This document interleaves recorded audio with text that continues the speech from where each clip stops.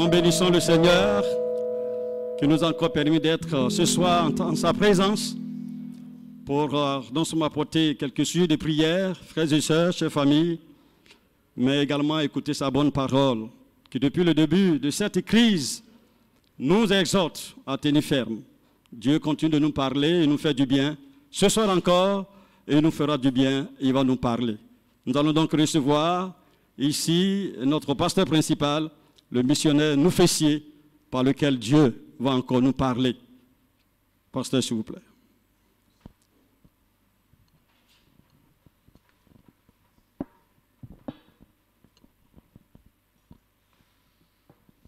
Gloire à Dieu. Amen. Gloire à Dieu. Amen. Gloire à Dieu. Amen. Gloire à Dieu. Amen.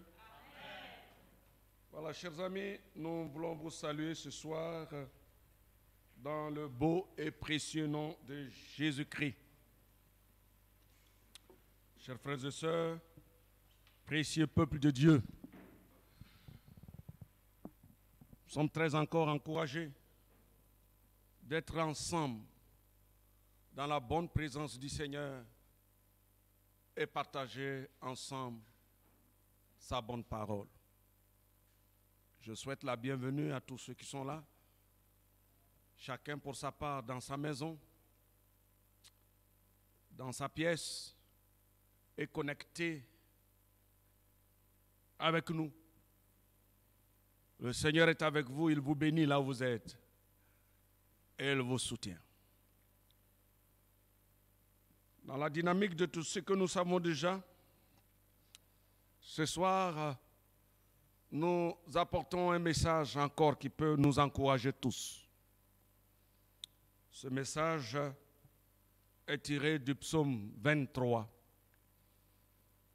Le psaume 23, un psaume que vous connaissez par cœur et vous aimez chanter et citer, répéter. Le thème que je suggère à travers cette lecture que nous aurons à faire dans ce psaume, il est très simple. Soyons rassurés. Soyons rassurés. Et mon but en abordant un tel thème, c'est justement apporter un message d'espoir, un message qui rassure vous, mes frères, mes sœurs, vous qui nous écoutez, donnez l'assurance par rapport à ce que nous vivons actuellement et ce que nous traversons. Si vous le permettez, nous faisons la lecture. Le psaume 23. Cantique de David. L'Éternel est mon berger, je ne manquerai de rien. Il me fait reposer dans de verts pâturages. Il me dirige près des eaux paisibles. Il restaure mon âme. Il me conduit dans le sentier de la justice à cause de son nom. Quand je marche dans la vallée de l'ombre de la mort, je ne crains aucun mal, car tu es avec moi. Ta houlette et ton bâton me rassurent. Tu dresses devant moi une table en face de mes adversaires. Tu induis ma tête et ma coupe déborde. Oui, le bonheur et la grâce m'accompagneront tous les jours de ma vie. Et j'habiterai dans la maison de l'Éternel jusqu'à la fin de mes jours. Prions le Seigneur. Béni sois-tu notre Père et notre Dieu pour ces instants magnifiques que tu nous donnes ce soir en ta présence. Tu es avec nous et tu veux nous parler, tu veux nous édifier, tu veux nous fortifier et fortifier à la lumière de ta parole. Merci pour ce canal que je suis, canal par lequel tu désires interpeller, tu désires encourager, tu désires parler à ton peuple, à tes bien-aimés. Seigneur, saisis-toi de ma bouche et que par le Saint-Esprit, je puisse parler pour le bien de tes enfants et qu'en ton nom, donne gloire.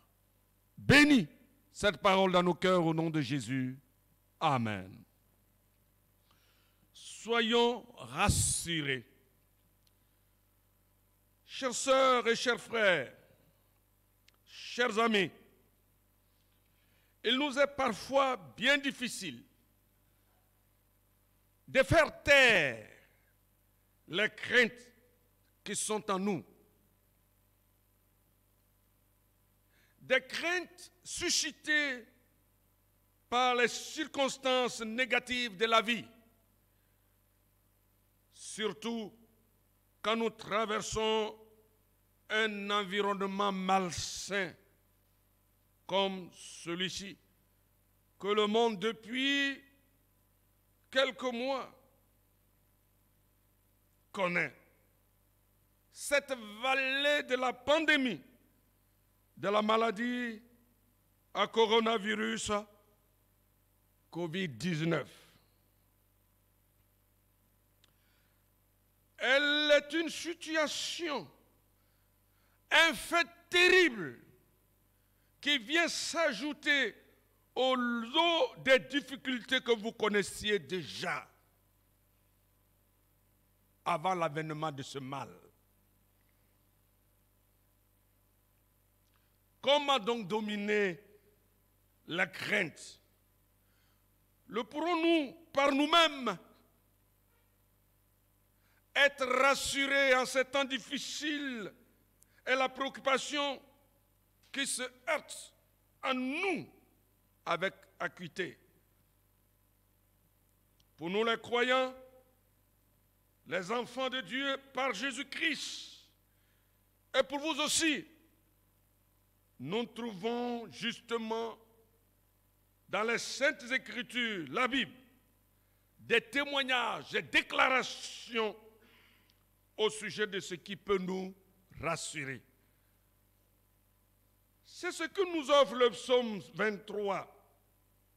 Ce passage merveilleux que nous avons lu nous offre quelques éléments judicieux, quelques éléments précieux qui peuvent rassurer l'enfant de Dieu, qui peuvent rassurer ces éléments qui peuvent rassurer les enfants de Dieu en ces temps de grandes craintes. Des craintes par rapport à notre santé. On est inquiété. On parle d'un virus que nous ne voyons pas. C'est un assaillant invisible. On ne sait pas où il se trouve exactement. Non, il y a des inquiétudes, des préoccupations, des craintes. Des craintes par rapport à notre protection, des craintes par rapport à notre économie, des craintes par rapport à notre foyer, et des craintes par rapport à nos études, etc. Mais quels sont justement ces éléments que nous offre le psaume 23 qui peuvent nous rassurer? Ces éléments importants, ces éléments judicieux que nous offre ce psaume 23, le lire, l'appliquer dans notre vie, donne l'espoir et l'assurance. Voyons succinctement ces éléments pour notre édification. Il y a plusieurs choses à dire, mais ce n'est pas une étude complète, c'est une exhortation ce soir. Je vais simplement souligner 4 éléments importants qui peuvent nous rassurer. Le premier, ce sont 2 mots d'espoir d'entrée de jeu quand nous lisons ce psaume. Le psaume 23 s'ouvre sous des paroles d'espoir à travers 2 mots, 2 éléments. L'Éternel, mon berger. Alléluia. 2 mots importants qui créent déjà l'espoir, qui suscitent l'espoir. Vous savez, l'Écriture dit dans Proverbe chapitre 13, verset 12, et un espoir déféré rend le cœur malade, mais un désir accompli est un arbre de vie. L'espoir. Plusieurs ont perdu l'espoir. Au début de l'année, ils se sont fait des provisions, des calculs, des schémas par rapport à leur entreprise, par rapport à leurs activités, par rapport à leur étude, leur projet personnel. Je vais me marier en mars 2000. Je vais faire ci, je vais faire ça. Des calculs de probabilité. Mais du coup,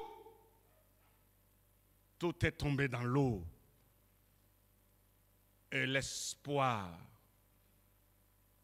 est évanoui complètement. Mais ces deux mots me rassurent déjà. L'Éternel. David parle de l'Éternel.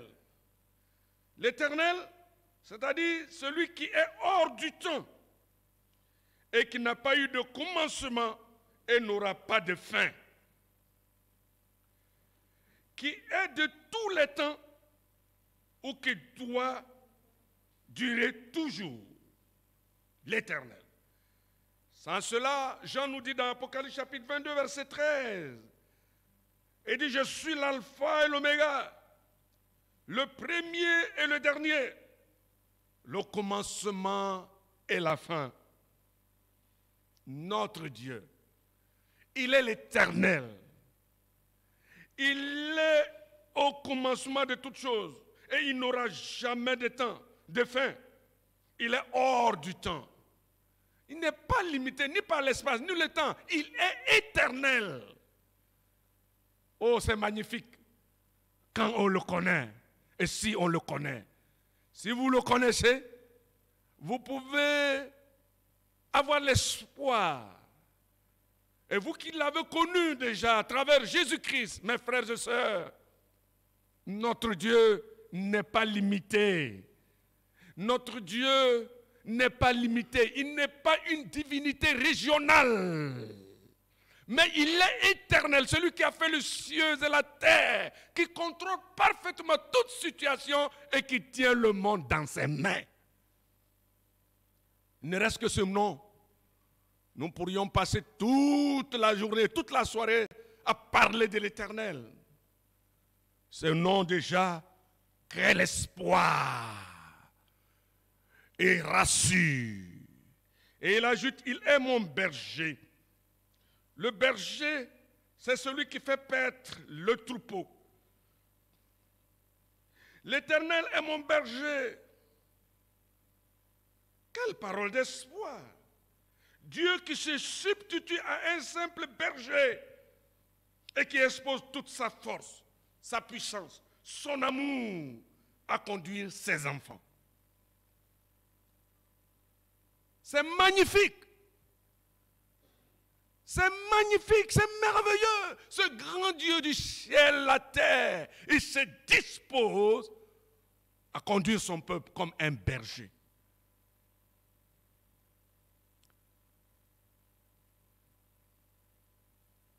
L'Éternel, mon berger, deux mots qui peuvent rassurer et donner l'espoir en ces temps de crise que nous traversons. C'est pourquoi mon frère, ma soeur, sois sans crainte. Dieu connaît ta vie et connaît les lendemains qu'il a préparés pour toi. Il dira à Jérémie que je connais les projets que j'ai formés pour toi. Projets de paix, non de malheur, pour te rassurer un avenir meilleur. Un avenir meilleur. Sois sans crainte et sois rassuré que ton Dieu n'est pas une divinité quelconque, ni régionale. Mais c'est le Dieu Tout-Puissant qui est au-dessus du temps, qui est au-dessus et qui est le maître et qui contrôle parfaitement toute situation. Il est assis sur son trône, élevé. Son trône n'est jamais vacant. Et il contrôle parfaitement toute situation. Ta vie est entre ses mains. Il se dispose à être ton berger pour te conduire et pour te paître. Le deuxième élément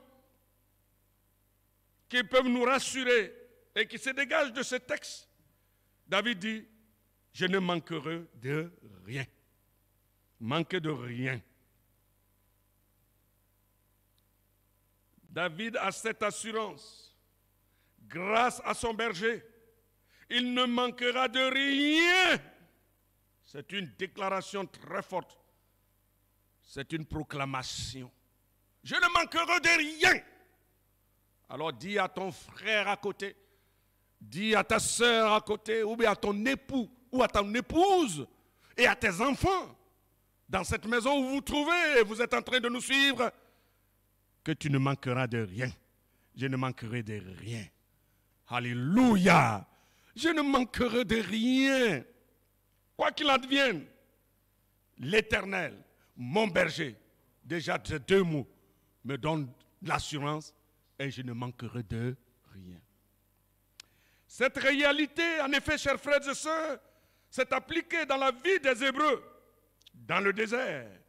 Durant les 40 années dans le désert, le peuple de Dieu a expérimenté sa prévenance.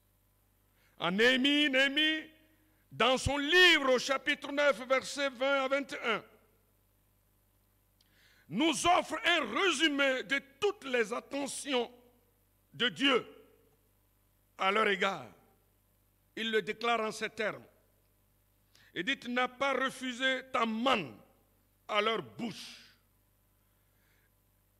Et tu leur as fourni de l'eau pour leur soif. Pendant 40 ans, tu as pourvu à leur entretien dans le désert. Et ils ne manquaient de rien. Leurs vêtements ne s'usèrent pas et leurs pieds ne s'enflèrent pas. Néhémie donne un résumé de ce qui s'est passé avec le peuple d'Israël dans le désert. Il le rappelle plusieurs années plus tard. Il va le rappeler qu'il a fourni la manne à son peuple. Il leur a donné de l'eau dans le désert. Vous vous souvenez, quand l'eau, il n'y avait pas de l'eau. Il y avait un rocher. Dieu a dit simplement Moïse de frapper le rocher. Et quand il a frappé le rocher, l'eau a jailli et le peuple a bu avec joie. Quel Dieu éternel! Le Dieu de l'impossible. Le Dieu des choses extraordinaires, des miracles, des prodiges. Il se dispose à fournir de quoi à se nourrir et se vêtir à son peuple. Cette vérité est la nôtre, car Dieu ne change pas. L'attention de l'Éternel à notre égard. Il les accomplit, Dieu accomplit ses promesses. Cette attention est réelle. Crois-le et sois rassuré. Toi qui es inquiet certainement par rapport à tes projets, parce qu'il n'y a plus de visibilité, il n'y a plus d'espoir. Tes activités. Comment l'économie reprendra-t-elle vie? Autant de questions.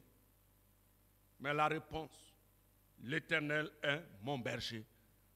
Je ne manquerai de rien. Je ne manquerai de rien. Crois-le. Par la foi. Et sois rassuré de sa bonne présence à tes côtés. Et ne change pas notre Dieu. Ce qu'il a fait pour Israël il y a des années, des milliers d'années, dans le désert. Le désert, qu'est-ce qui est dans le désert? Rien de bon. C'est les difficultés, les tempêtes de sable, de vent.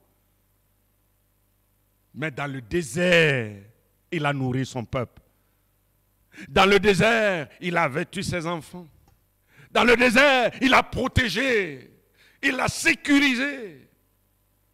Pendant 40 ans, pas 40 jours. Pas 40 mois.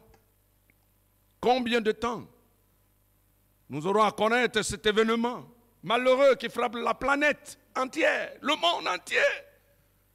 Je ne sais. Mais Dieu seul sait. Mais il sait en même temps que durant toutes ces difficultés, il saura s'occuper de toi, de moi, parce qu'il est mon berger, il est l'Éternel. Alléluia. Est-ce que tu le crois? Troisième élément, le psaume 23 nous fait remarquer que Dieu répond aux besoins de base du troupeau en le conduisant. Il répond aux besoins de base du troupeau. Est-ce que vous n'êtes pas dans le troupeau? Est-ce que vous faites partie du troupeau de l'Éternel? C'est la grande question. Si oui, il répond aux besoins du troupeau. Les besoins de base. Qu'est-ce qu'il fait? Le psalmiste précise de quelle façon l'Éternel se comporte comme berger.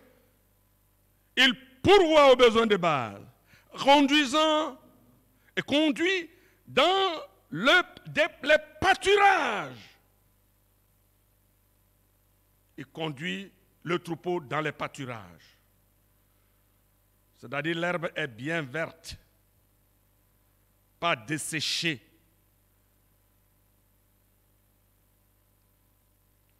Ce n'est pas facile en saison sèche. Quand vous arrivez dans les zones où on fait l'élevage, quand les éleveurs ne prennent pas le soin de préparer le foin,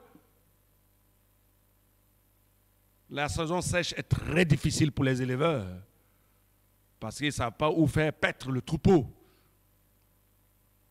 Et plusieurs troupeaux meurent. Mais ici, notre berger, l'Éternel, il est exceptionnel. Nos problèmes de base, il répond à cela, peu importe le temps. Il nous conduit vers l'herbe, où l'herbe est bien verte, où on peut se désaltérer, où on peut manger, si vous voulez, on peut se restaurer. Il conduit. Il conduit vers des eaux, des cours d'eau, des eaux paisibles. Des eaux paisibles qui sont faciles d'accès, sans danger et sans agitation. Quel Dieu! C'est temps sèche, de sécheresse que nous traversons. Mais notre Dieu, l'Éternel, ton berger, saura te conduire vers les endroits juteux, bénis, prospères. C'est pourquoi il faut être rassuré et se nourrir de l'espoir, parce que Dieu se souvient de son peuple, même dans le désert.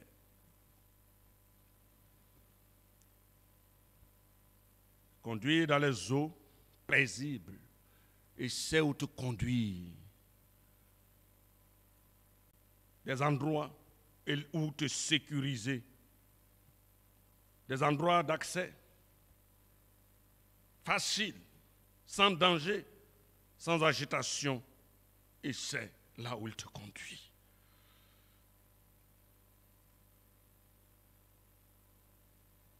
Pourquoi donc tourner tes regards inquiets?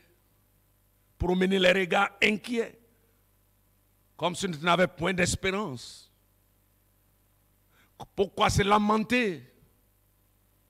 Pourquoi écouter les cris, comme nous l'avions dit le dimanche? Les cris du dehors, les paroles décourageantes des amis, les propos de nature à t'enfoncer, à te décourager. Non, l'Éternel est ton berger. Tu ne manqueras de rien. Il pourvoit à tes besoins de base. Il répond, il te conduit. Il sait où te conduire. Il sait comment te conduire. Il sait où? Le chemin. Pas n'importe quel chemin. Celui qui connaît le chemin. Quand il a appelé Abraham à quitter sa patrie pour aller en Genèse chapitre 12, Abraham ne savait même pas où il partait, où il allait. Il dit, c'est moi-même, je te conduirai, je te montrerai où tu dois partir. Vous connaissez bien ce passage de Genèse chapitre 12. Abraham, c'est un grand homme de foi.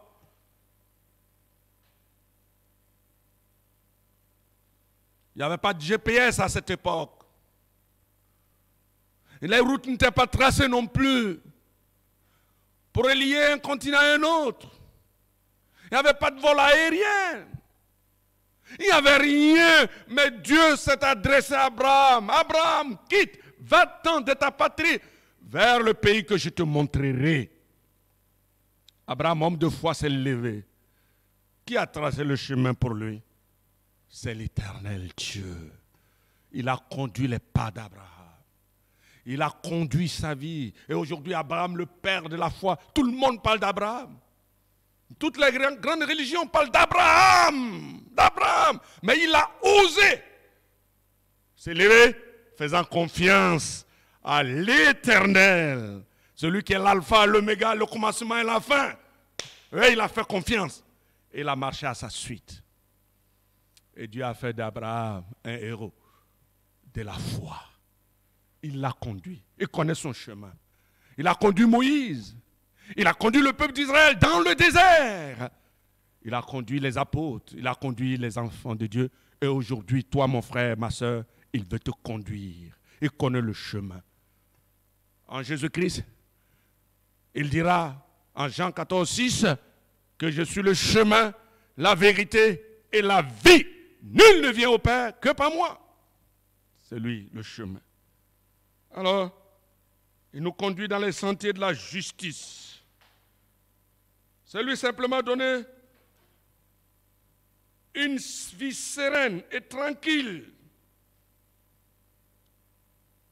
Cela est très important.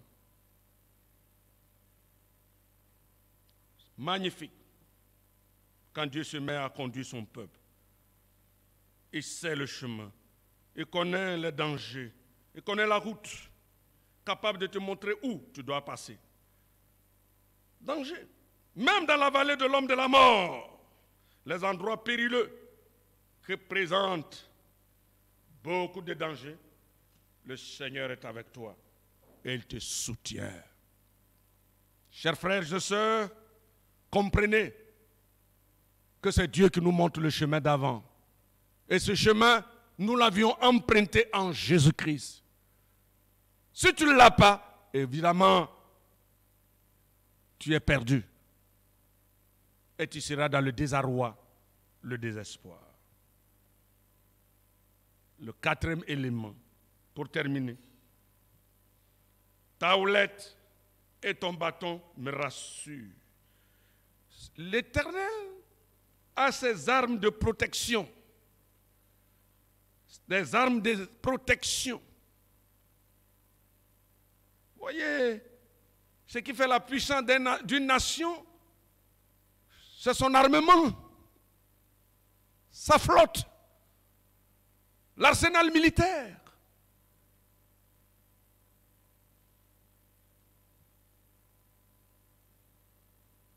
Sa flotte militaire, son armement, son économie. On dit que ce pays-là, c'est une nation, première nation mondiale. Militaire, l'armement, l'économie, etc. Mais regardez ici les frères. Dieu n'a que la houlette et le bâton. La houlette et le bâton du berger. Ce sont deux instruments que le berger utilisait pour ramener un animal égaré ou pour le défendre contre les bêtes féroces. Les armes de Dieu sont simples, mais suffisantes pour nous rassurer. Alléluia. Pour nous rassurer. Souvent, quand je lis David, David le dit parce que David a été berger, tout jeune. Il a été berger. Et c'est d'ailleurs derrière le troupeau qu'il a été pris pour être roi en Israël. Donc il connaissait bien ce qu'il veut dire. Il s'exprime par expérience. Et c'est comment il veillait sur les troupeaux. Il savait comment il conduisait les troupeaux de son père. Comment il faisait paître ce troupeau et tout cela. Et comment il dérivait ces troupeaux de l'ours, les menaces de l'ours et du lion, il l'a dit. Ta houlette et ton bâton. Chers frères et sœurs, Dieu a ses armes de protection. Te protéger, toi qui es en danger. Nous protéger, chacun de nous. Il sait comment il nous protège. L'ange de l'Éternel campe autour de ceux qui les craignent et les arrache au danger. Il les arrache au danger. Crois cela ce soir. La protection de Dieu dans ta maison, la protection de Dieu dans ton foyer, la protection de Dieu dans ta ville, dans ton pays, dans ta nation. Aidez, si l'Éternel ne bâtit la maison, ceux qui bâtissent travaillent en vain. Et s'il ne veille sur une ville, ceux qui veillent, veillent en vain. Alors, chers amis, en ces temps de troubles, d'inquiétude, de tristesse, de désespoir, comprenez que nous pouvons être rassurés à travers ce que le David nous dit dans ce passage du psaume 23 que vous aimez réciter et chanter. Alors en conclusion, disons que si le psaume 23 limite le rôle du berger à la protection et à l'approvisionnement, Jean chapitre 10, verset 11 nous parle du Jésus le bon berger qui va plus loin et il dit, il donne sa vie pour ses brebis. Jésus, le berger par excellence, lui, il donne sa vie pour ses brebis. En effet, il y a plus de 2000 ans que ce Jésus sur la croix a donné sa vie en rançon pour vous et pour moi. À Golgotha, où il s'est livré lui-même, son côté percé, c'est même percé, et le sang jaillit, et il s'est crié, tout est accompli, tout est payé, tout est fait.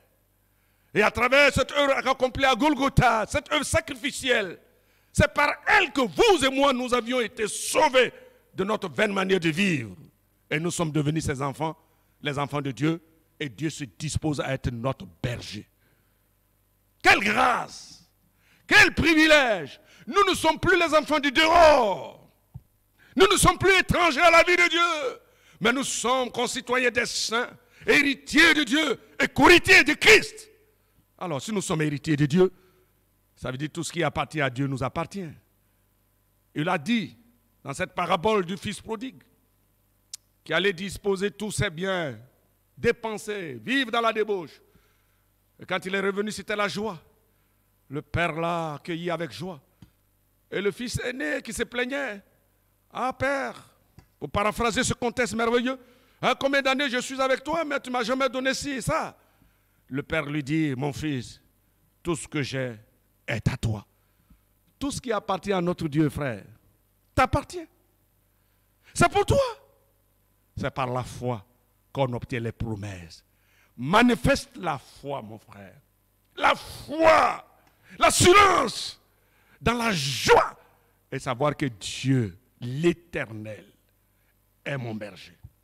Je ne manquerai de rien. Au regard donc de ce que Christ a fait, mort sur la croix, enseveli, ressuscité le troisième jour, et il est monté au ciel, assis à la droite de Dieu. Et qu'est-ce qu'il fait? Il intercède pour nous. Ces temps difficiles que nous connaissons, il le sait. Ce que tu vis, il connaît. Ce que tu traverses, il connaît. Il connaît tes problèmes, il connaît ta situation. Il sait que la nuit d'hier, tu n'as pas dormi à cause d'une situation qui te fatigue. D'un problème financier, ton problème de foyer, tes problèmes d'études, de ta société qui est en train de tomber. Il connaît. L'Éternel est ton berger. Tu ne manqueras de rien. Alors, si tu l'as Jésus comme sauveur, c'est une bonne chose. Si tu ne l'as pas, accepte-le. Tu pourras faire partie de l'eau des brebis du Seigneur et il saura te garder. Car d'ailleurs, il a dit, j'ai beaucoup de brebis qui sont dans le monde, qui ne sont pas dans la bergerie. Il faut que celles-ci entendent ma voix et qu'elles viennent pour qu'il y ait un seul troupeau, un seul berger. Oui, c'est de toi il est question, mon ami, mon frère. Toi qui m'écoutes ce soir, viens. Et le Seigneur dit, il ne met pas dehors celui qui vient à lui. Dans ta chambre, là où tu te trouves, dis, Seigneur Jésus, viens dans mon cœur. Il va venir. Il ne te mettra pas dehors, mais il va te faire entrer dans sa bergerie et il sera ton berger. Tu ne manqueras de rien. Tu auras le pardon de tes péchés. Tu auras la paix dans ton cœur. Tu auras la joie et l'espérance. Et tu auras la certitude, tout en sachant que ce temps que tu vis, le Seigneur est au contrôle. À vous, mes frères, il est notre berger. Qu'est-ce que nous devons faire? Le psalmiste dit, j'habiterai dans ta maison jusqu'à la fin de mes jours. Habitons, demeurons dans la maison de l'Éternel jusqu'à la fin de nos jours. Ne quittons pas la maison de Dieu. N'abandonnons pas la présence du Seigneur. Oui, quoi qu'il en soit, les temps sont difficiles, mais à aucun moment n'abandonne la main du Seigneur. Reste fidèle.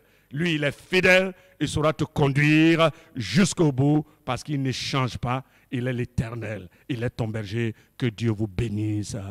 Amen. Prions le Seigneur. Alléluia.